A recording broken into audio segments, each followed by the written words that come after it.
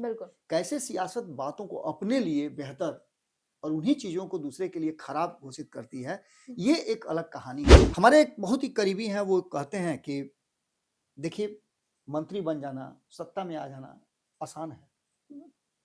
विधायक बन जाना आसान है, एमपी बन जाना आसान है, लेकिन नेता बनना बड़ा मुश्किल है। उपेंद्र कुशवाहा इतने छोटे नेता नहीं हैं जिनको हल्के में कहीं भी झाड़ू मार करके निकाल दिया जाए। बिल्कुल, बिल्कुल। बिहार की राजनीति में को जब-जब उदाहरण देने की जरूरत हुई, तो उन्होंने दिया है। जी, बिल्कुल। अगर किसी ने देखा होगा तो मैंने कहा था चुनाव से पहले कि उपेंद्र कुशवाहा के लिए ये जरूरी है, जिस तरह उनकी पार्टी में चल रहा है, कि वो अपने परिवार से किसी को ला करके पार्टी का कमान संभाले, क्योंकि जब-जब वो आगे बढ़ते हैं, तब-तब बिखर जाती है पार्टी। ओरमा ग्रुप, जो सोचता है वो करता है। आपके अपने सपनों का आशियाना। नमस्कार, भारत लाइव देख रहे हैं आप और आपका स्वागत है आज भीतर की बात कार्यक्रम में। देखिए, बिहार की राजनीति में दो ही नाम जो है वो लगातार चर्चाएं में बने रहते हैं। एक मुख्यमंत्री नीतीश कुमार और उनकी सरकार, तो वही दूसरी ओर उपेंद्र कुशवाहा। और इस वक्त उपेंद्र कुशवाहा को लेकर, खासकर उनके बेटे यानी दीपक प्रकाश को लेकर चर्चाएं काफी तेज है। देखिए, अगर बात उपेंद्र कुशवाहा की कर रहे हैं तो ये आप भी जानते हैं, मुख्यमंत्री नीतीश कुमार और साथ साथ लालू प्रसाद यादव के बाद अगर दूसरी पीढ़ी में किन्हीं का नाम सबसे ज्यादा सामने आता है, चर्चाओं में रहता है, तो वो उपेंद्र कुशवाहा है। और जब से मंत्री पद की शपथ ली गई है, उसके बाद से ये चर्चाएं और काफी तेज हो चुकी है। देखिए, उपेंद्र कुशवाहा ने अपने बेटे यानी दीपक प्रकाश को जो है मंत्री पद दिलवाया है, लेकिन इसके बाद उन्हीं के पार्टी में कई अटकलें सामने आती रही हैं। उन्हीं के विधायकों की तरफ से नाराजगी भी देखने को मिलती रही है। और इस बीच एक सवाल जो है सबसे बड़ा खड़ा होता है कि क्या उपेंद्र कुशवाहा जो है वो अपने बेटे यानी दीपक प्रकाश के मंत्री पद को बचा सकेंगे। इसके अलावा और भी कई सवाल है, जैसे राज्यसभा हो गया या फिर एमएलसी या उनके पारिवारिक चीज, तमाम चीजों को लेकर उनके जितने भी सवाल है उनके बारे में बातचीत करेंगे आज बाबा के साथ, चूंकि वो यहाँ मौजूद है। और अगर हम बाबा से बात करें तो निश्चित रूप से जितने भी चीज है उनका खुलासा करेंगे और उनका पर्दा उठाएंगे। बाबा, देखिए, जो भी चीज मैंने अभी आपसे कहा, जाहिर सी बात है आप समझ भी रहे होंगे। उपेंद्र कुशवाहा और उनकी जो बेटे हैं यानी दीपक प्रकाश, उनकी कुर्सी को लेकर बड़ी चर्चाएं चल रही है। ऐसा लग रहा है जैसे काला अंधेरा जैसे छाया हुआ हो। ऐसे उन्हीं के विधायकों का भी कहना है कि आत्मघात का वो जो तैयारी कर रहे हैं, ऐसा उन्हें नहीं करना चाहिए। तो आखिर क्या कुछ है इसको लेकर, पर्दा उठाइए बाबा। बिल्कुल स्वेच्छा, आपने जो बातें कही उनमें बहुत सारी बातों को आपने एक साथ जोड़ा है, और निश्चित रूप से चर्चा उपेंद्र कुशवाहा और उनके पुत्र की, उनके परिवार की जबरदस्त ढंग से चल रही है। जो चर्चाएं कल उपेंद्र कुशवाहा दूसरे के लिए किया करते थे, आज उसी चर्चा के बीच में वो खुद ही केंद्र में फंसे हुए हैं। जी। खैर, इन सब बातों को शुरू करने से पहले जैसा कि लगातार मैं अपनी दो लाइनें कहता हूँ, जी, बिल्कुल। आज फिर से दो लाइनों से शुरू करूंगा कि फसल झूठ के बो के निहाल करेला। जी। फसल झूठ के बो के निहाल करेला, सियासत रोज ऐसा कमाल करेला। और सीधी सी बात है कि राजनीति में जो भी होता है, अपने लिए अगर करते हैं तो उससे बढ़िया कुछ नहीं है। हमारे पास तर्क भी है, हमारे पास बातें भी हैं, हम जो कर रहे हैं उससे बढ़िया कोई कर नहीं सकता है, लेकिन वही काम अगर दूसरा करता है तो उससे खराब कोई नहीं है। बिल्कुल। कैसे सियासत बातों को अपने लिए बेहतर और उन्हीं चीजों को दूसरे के लिए खराब घोषित करती है, ये एक अलग कहानी है। लेकिन जो कहानी आज आपने छेड़ी है, उस कहानी में जब हम शुरुआत करते हैं तो सबसे पहली बात ये शुरू होती है कि बिना किसी सदन के सदस्य रहे उपेंद्र कुशवाहा के बेटा मंत्री बन गए हैं। ये कोई पहली बार नहीं हुआ है, इससे पहले भी हुआ है, लेकिन चर्चा उपेंद्र कुशवाहा की इसलिए है कि उन्हें समाजवादी कहा जाता है। हमारे बिहार में जो वर्तमान राजनीति है उसके 3 कालखंड एक साथ चल रहे हैं, 3 पीढ़ियां एक साथ चल रही है। पहली पीढ़ी जो जयप्रकाश नारायण के आंदोलन से निकल करके आई है, लालू प्रसाद, नीतीश कुमार, रविशंकर प्रसाद, सुशील मोदी उसके हुआ करते थे, और बहुत सारे नेता हैं। उन नेताओं की एक बड़ी फौज है जो धीरे धीरे करके अब उस राजनीति से बाहर होने की कगार पर खड़ी है। बिल्कुल। आने वाला 5 साल जो होगा, अब इनके समाप्ति का काल होगा। दूसरी पीढ़ी 70 से लेके 80 के बीच में जो पीढ़ी थी वो नीतीश कुमार की पीढ़ी है, लालू प्रसाद की पीढ़ी है। उसके बाद 80 से 90 वाली जो पीढ़ी है, उस पीढ़ी में कई ऐसे नेता आए, जिसमें उपेंद्र कुशवाहा भी एक नेता है, जिनको बहुत ज्यादा जमीनी नेता के रूप में देखा भी गया और उनको उसके लिए सम्मान भी मिला। मैं भी इस बात को बड़ी मजबूती के साथ कहता हूं कि मेरी पत्रकारिता का अगर शुरुआत और एक यात्रा का मैं जोड़ूं तो उसमें मैं उपेंद्र कुशवाहा को जमीनी नेताओं में सबसे मजबूत नेता मान रहा था, जी मानता भी हूं।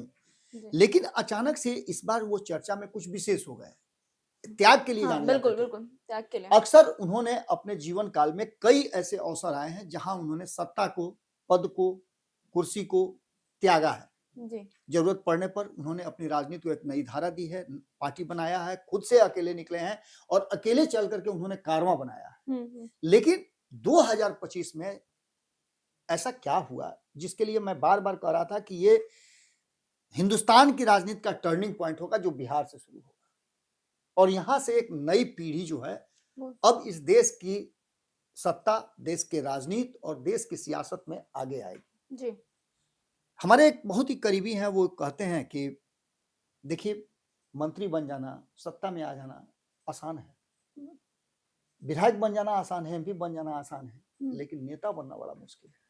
जी उपेंद्र कुशवाहा को नेता के रूप में एक पहचान मिली थी जी और उस पहचान पर कहीं ना कहीं अब हल्की हल्की जो है वो साया आकर के उसको घेर रही है। जी जब 1980 के दशक के बाद की चर्चा हम करते हैं तो उसी बीच में 1985 में एक युवा का उदय हुआ था जिसने बिहार की राजनीति में अपना पैर रखा था और लोक दल का प्रदेश महासचिव चुना गया था।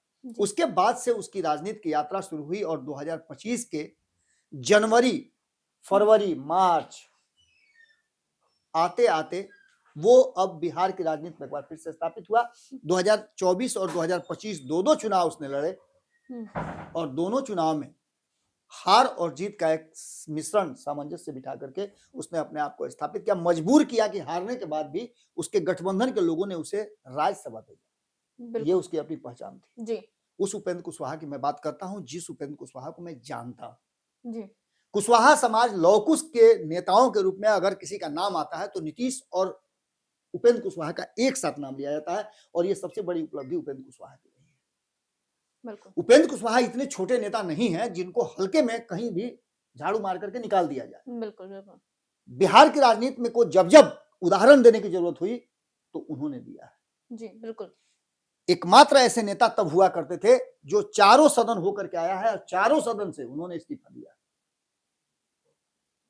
राज्यसभा भी उन्होंने छोड़ा, विधान परिषद उन्होंने छोड़ा, विधायक थे वो छोड़ा, ये सभी तैयारियां वो करते चले आए हैं। लेकिन आज उनकी चर्चा इसलिए हो रही है क्योंकि कहा यह जा रहा है कि राज्यसभा नहीं जा पाएंगे, बेटा एमएलसी नहीं बन पाएगा, मंत्री तो बना दिया, एमएलसी नहीं बना पाएंगे, परिवार को लेकर के बातें चल रही है। उनकी पत्नी के राजनीति में आने का मैंने ही कहा था, अगर किसी ने देखा होगा तो मैंने कहा था चुनाव से पहले कि उपेंद्र कुशवाहा के लिए ये जरूरी है, जिस तरह उनकी पार्टी में चल रहा है, कि वो अपने परिवार से किसी को ला करके पार्टी का कमान संभाले, क्योंकि जब जब वो आगे बढ़ते हैं तब तब बिखर जाती है पार्टी।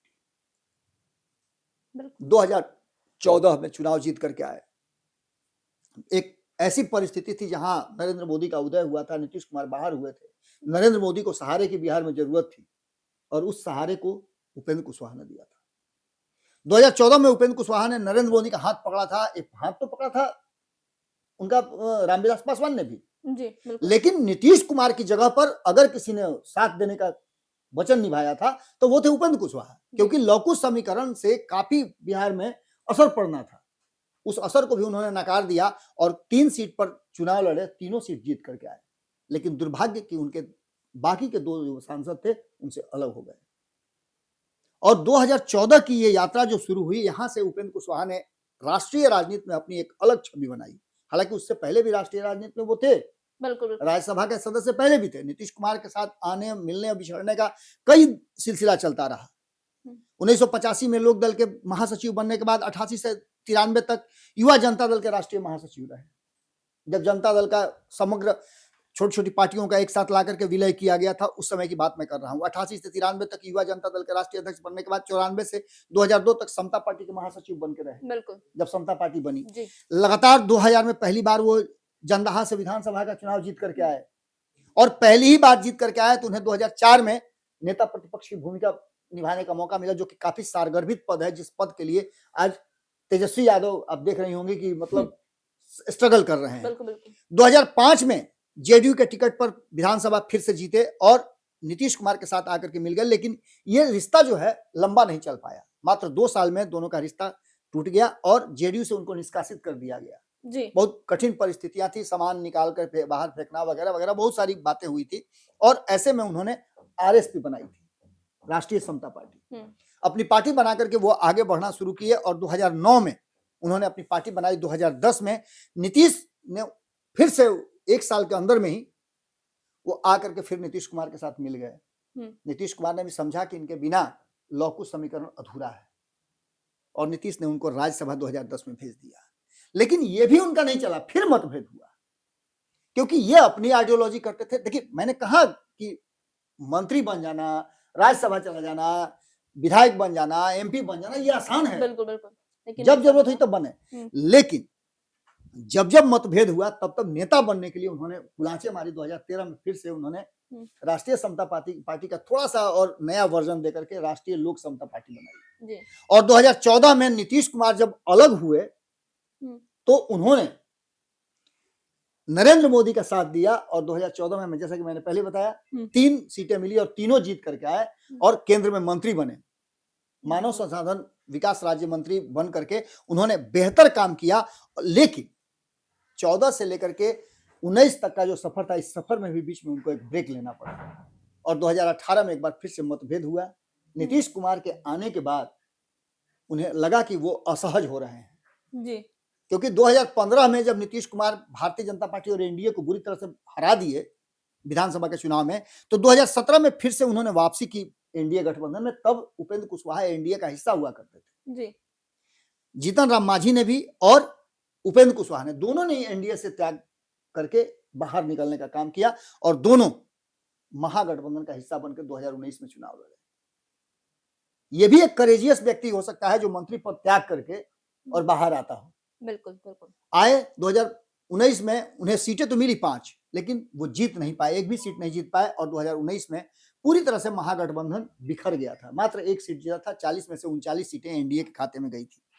इसके बाद 2020 का चुनाव आया। 2020 के चुनाव में भी ग्रैंड अलायंस बना करके ये चुनाव लड़े। मैं ये बातें इसलिए कह रहा हूं कि आने वाले समय के लिए उपेंद्र कुशवाहा की राजनीति का क्या होगा, मैं अंत में आपको वो भी बताऊंगा।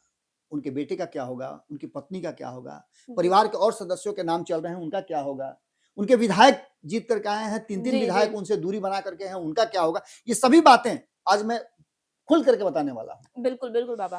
अब ऐसे में आप समझ सकते हैं कि 2020 में भी उन्होंने कड़ा टक्कर दिया और नीतीश कुमार को भारतीय जनता पार्टी को औकात बताया। बड़ी मुश्किल से सरकार बन पाई।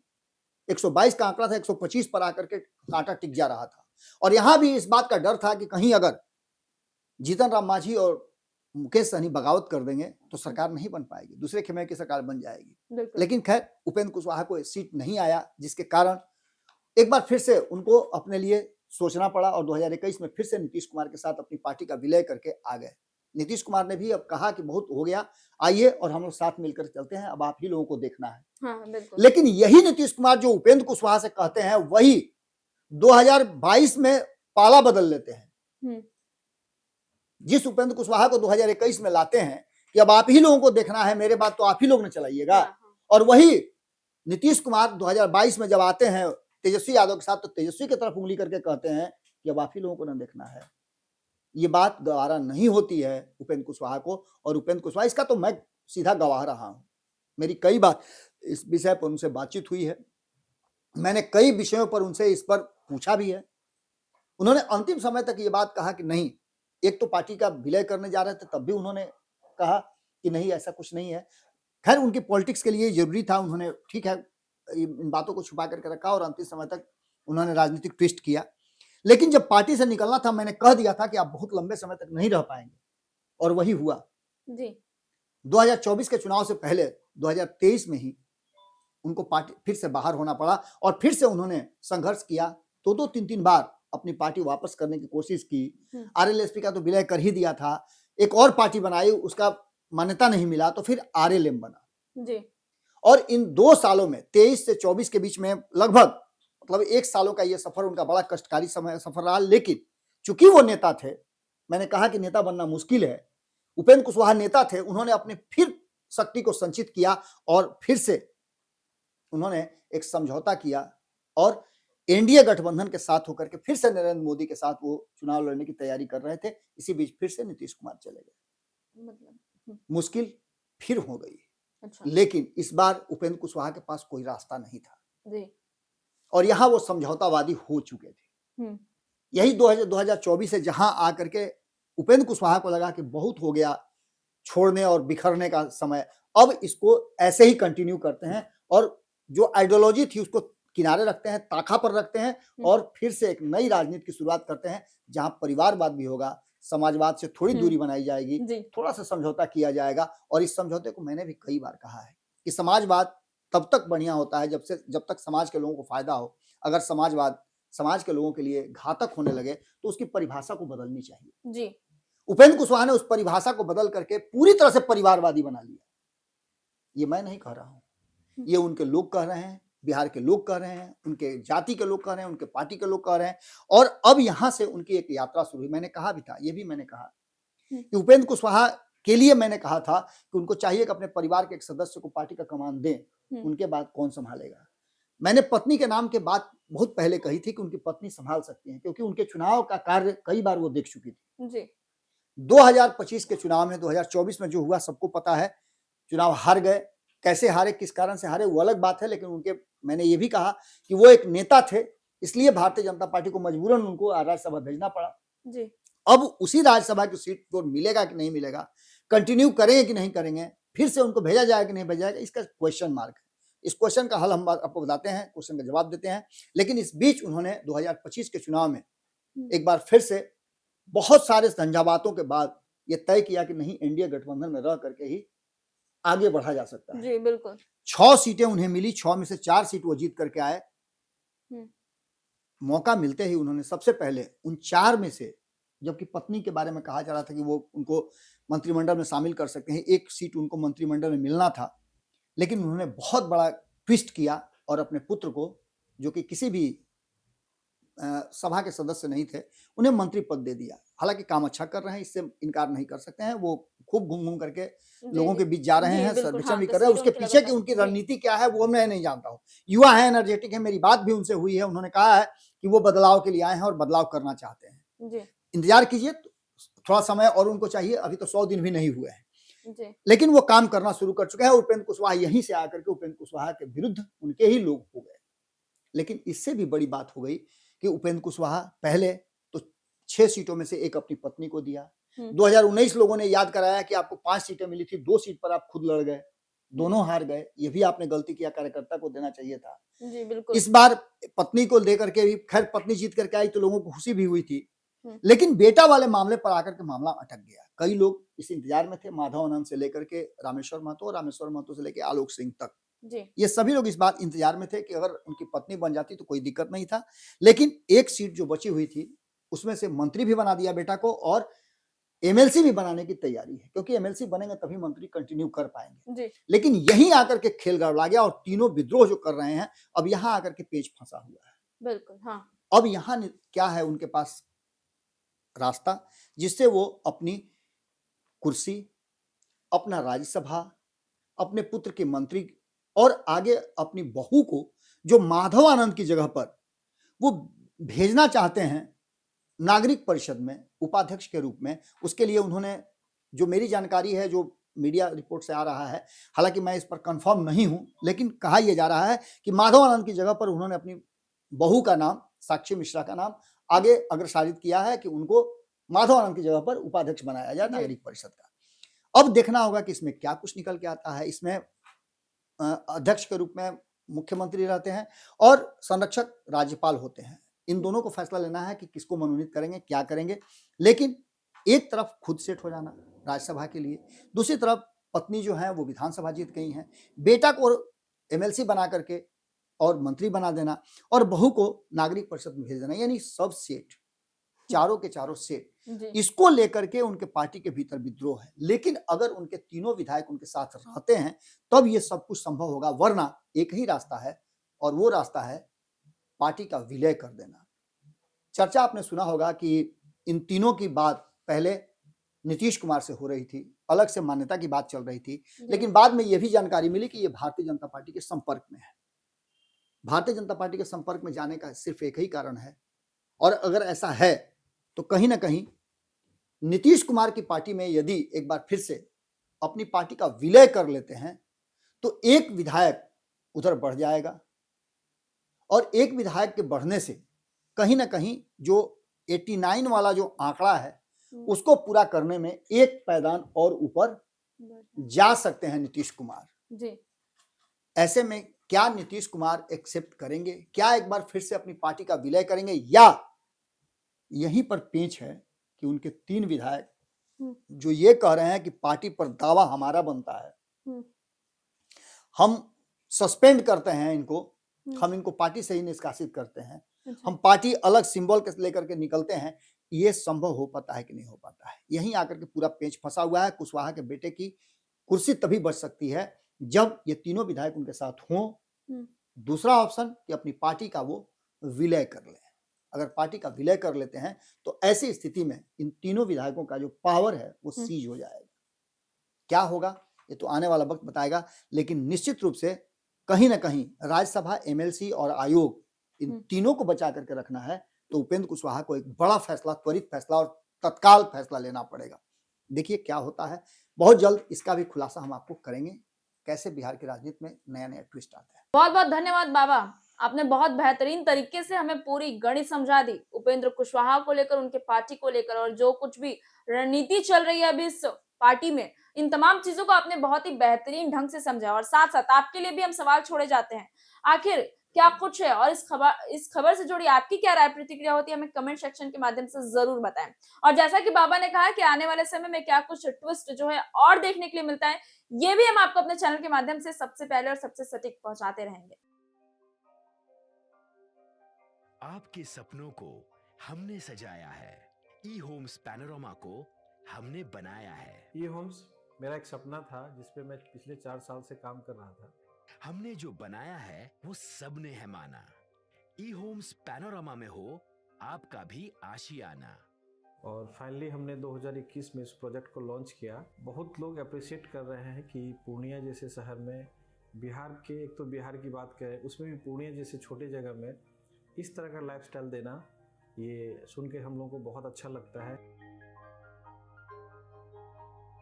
ई होम्स में हमने कुछ और भी किया है, जैसे हम जिस जगह में रह रहे हैं हमारे फैमिली सिक्योर हो, उनको सिक्योरिटी का ध्यान में रखा है। आपकी सुविधा और सुरक्षा आपके लिए खास है, ये आपका विश्वास है। इसमें आर्टिफिशियल इंटेलिजेंस का 7 लेयर सिक्योरिटी का हमने इस्तेमाल किया है। लस ग्रीन कैंपस को बनाया है, यदि हमारा बाउंड्री वाल है तो वो वर्टिकल गार्डन है।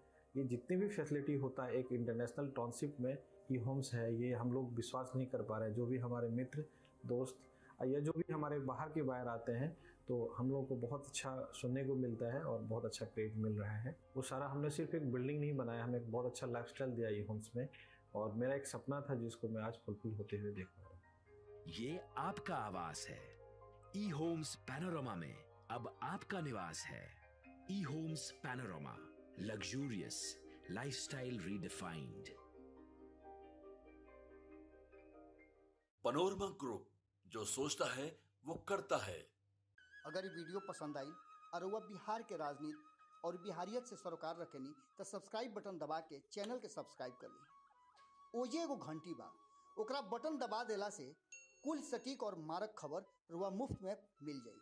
अगर रुआ पत्रकारिता के हमनी के नया प्रयोग में सहयोग कर चाहतानी तो ज्वाइन बटन दबा दी। पेटीएम नंबर नोट कर ली 9386816700।